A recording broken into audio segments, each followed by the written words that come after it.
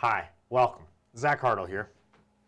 What I want to talk about today is actually adding different phasors as a part of a phasor diagram.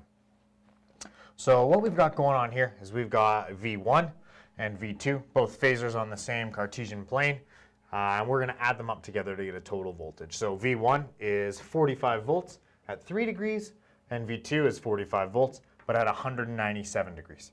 And what you'll see by the end of this video is we definitely don't have 90 volts, right? We definitely didn't just go 45 plus 45 to give us our total, because they are occurring at different times, and in this case, actually in two opposite quadrants.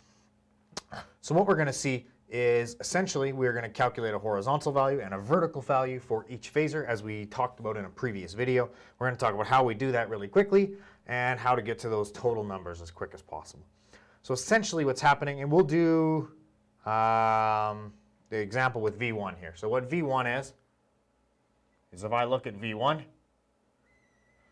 V1 has a horizontal value I've gone over, and then I've gone up. And in this case, I've gone over a positive horizontal value, and then a positive vertical value. I've gone positive, and then I've gone positive.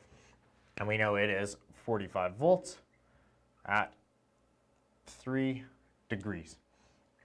So what we do is we're actually going to always use, every single time we do this, we're going to use cosine to figure out our horizontal value. Because if we go, this now becomes our adjacent side. Horizontal always is going to be the adjacent side of the triangle. So if we're looking for adjacent, we can go cos theta times hypotenuse when we transpose out our trigonomic function.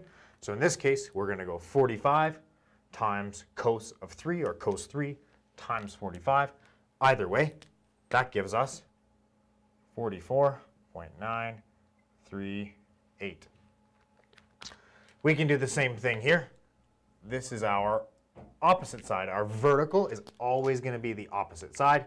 When we're looking for opposite, we can always go sine theta times our hypotenuse, just the way it always works out. So our vertical always works out using our sine function. So what we're going to do, we're going to take 45 volts times sine of 3 degrees, or sine 3 times 45, either way.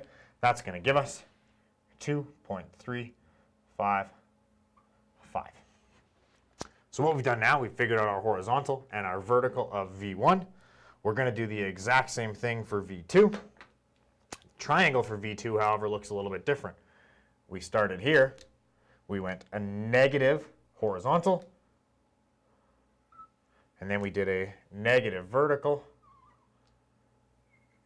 right? That's what we did. And this was 45 volts, and it's at 197 degrees, which means we started over here at our reference, and we went up and around 197 degrees. But when we're looking at it as a triangle, we have to base it off of this 180, which makes this inside the triangle only 17 degrees. So either way, my way is I actually would like to use that 197 still. So I'm going to use the exact same method. Our horizontal here still is an adjacent, meaning I can still use cos theta times hypotenuse. So I'm going to go 45 times cos 197.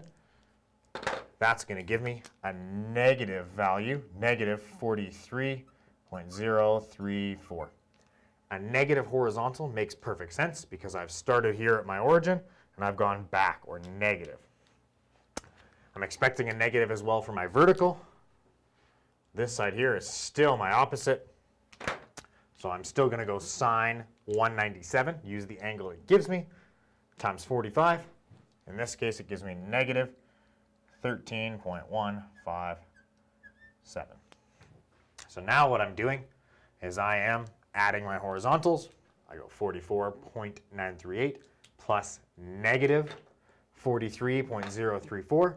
That's going to give me a total horizontal of 1.904.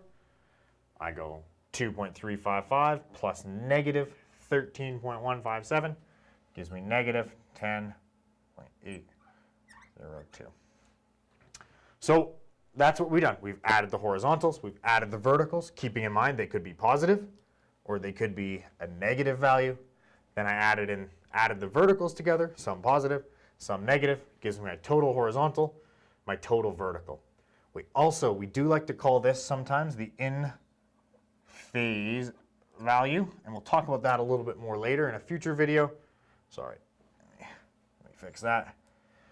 We like to sometimes call this the in phase value, and we sometimes call this the out of phase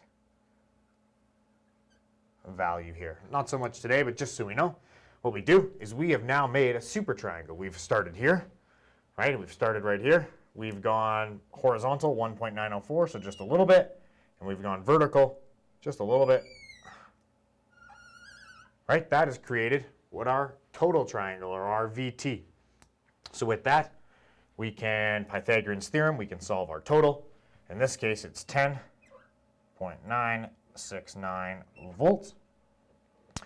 We can also figure out the angle inside this triangle here. Once we take that, we know it's going down this way, so we can figure out that that is actually at 280 degrees, meaning the value we calculated here was 80 degrees. So coming back from 360, 360 minus 80 gives us 280. So that puts us somewhere right around there for our phasor diagram. Right, again, we've taken this one and this one, added them together, take that, shift it over to here, puts us right where we need to be. So I hope that helped a little bit with adding phasors, right? Practice makes perfect. Remembering that horizontal values always come from our cosine function. Vertical values are always coming from our sine function.